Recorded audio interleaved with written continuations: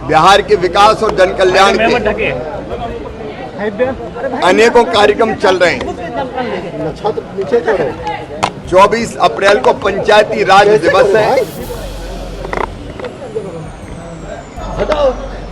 हमारा सौभाग्य कि प्रधानमंत्री श्रीमान नरेंद्र मोदी जी एक बार फिर 24 अप्रैल को बिहार की जनता को अनेकों सौगातें देने पधार रहे हैं। नमस्कार, आप न्यूज 4 नेशन देख रहे हैं। मैं हूं आपके साथ वंदना।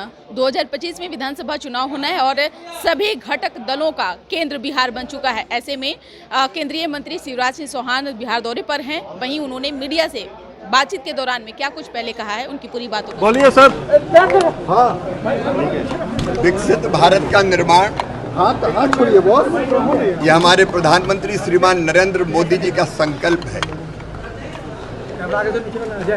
और विकसित भारत के लिए विकसित बिहार एनडीए की दोनों सरकारें मिलकर बना रही है। प्रधानमंत्री श्रीमान नरेंद्र मोदी जी के नेतृत्व में बिहार के विकास के लिए और जनता के कल्याण के लिए अनेकों सौगातें दी गई है, दी जा रही है। और दूसरी तरफ हमारे यशस्वी मुख्यमंत्री श्रीमान नीतीश कुमार जी के नेतृत्व में बिहार के विकास और जन कल्याण के अनेकों कार्यक्रम चल रहे हैं। 24 अप्रैल को पंचायती राज दिवस है। हमारा सौभाग्य कि प्रधानमंत्री श्रीमान नरेंद्र मोदी जी एक बार फिर 24 अप्रैल को बिहार की जनता को अनेकों सौगातें देने पधार रहे हैं। आदरणीय ललन बाबू जी उस विभाग के मंत्री हैं। इस अवसर पर पंचायती राज के चुने हुए प्रतिनिधियों का सम्मेलन तो हो गई और पूरा देश उससे जुड़ेगा। चुने हुए जनप्रतिनिधि पंचायती राज के देश के हर राज्य से जुड़ेंगे, लेकिन उसके साथ ही अनेकों प्रोजेक्ट का लोकार्पण होगा, शिलान्यास होगा और ग्रामीण विकास विभाग की योजनाओं का लाभ भी बिहार की जनता को दिया जाएगा। मुझे बताते हुए खुशी है कि प्रधानमंत्री जी जब यहां पधार रहे हैं तो पिछले साल 7,90,000 मकान प्रधानमंत्री आवास योजना के अंतर्गत बिहार के पात्र भाइयों और बहनों को दिए गए थे। आवास प्लस की 2018 की सूची बनी थी, उसमें से लगभग 5,20,000 मकान अभी बचे थे। अब 5,20,000 मकान और बिहार के कच्चे मकानों में रहने वाले भाई बहनों को पक्का मकान बनाने के लिए दिए जाएंगे। तो कुल मिला के 7-8 महीने में लगभग 14 लाख मकान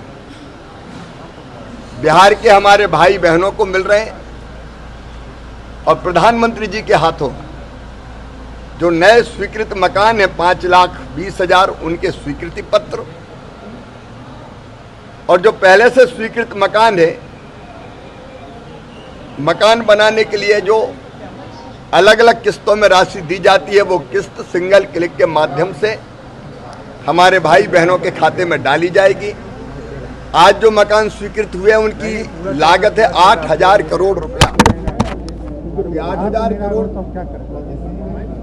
गरीब भाई बहनों को मकान बनाने के लिए मिलेंगे। और भी अनेकों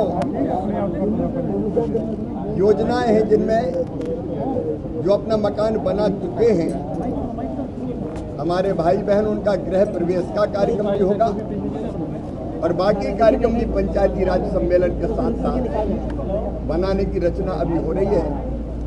हमारे बिहार के वरिष्ठ नेता यहाँ मौजूद हैं, उप मुख्यमंत्रीगण, खुद केंद्रीय मंत्री जी यहाँ आए। आज तैयारियों की व्यापक है। पूरे बिहार में जबरदस्त उत्साह है। मधुबनी में लाखों लोग आए और ऐतिहासिक आज हमने ग्रामीण विकास मंत्रालय के कामों की यहाँ समीक्षा भी की है।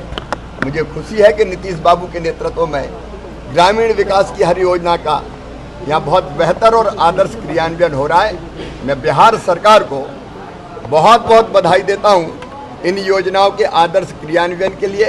लखपति दीदी भी 3 लाख से ज़्यादा यहाँ बन चुकी है और 20 लाख इसी वर्ष बनाने का लक्ष्य है। तो तेजी से हर कार्यक्रम को क्रियान्वित करने का आदर्श काम बिहार की सरकार कर रही। मेरी तरफ से बहुत बधाइयाँ।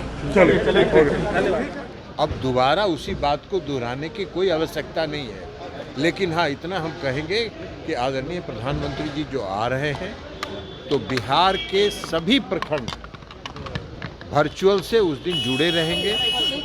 सभी प्रखंडों में प्रधानमंत्री जी के भाषण का संदेश जाएगा और पूरे बिहार में और खास करके मधुबनी जिले के अगल बगल के 10 जिलों में काफ़ी उत्साह है।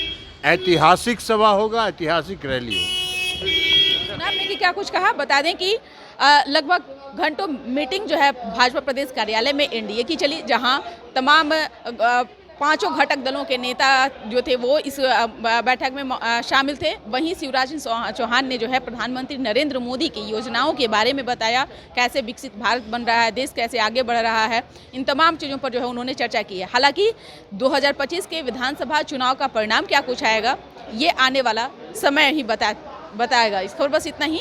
सहयोगी अभिजीत के साथ न्यूज़ फॉर नेशन, पटना।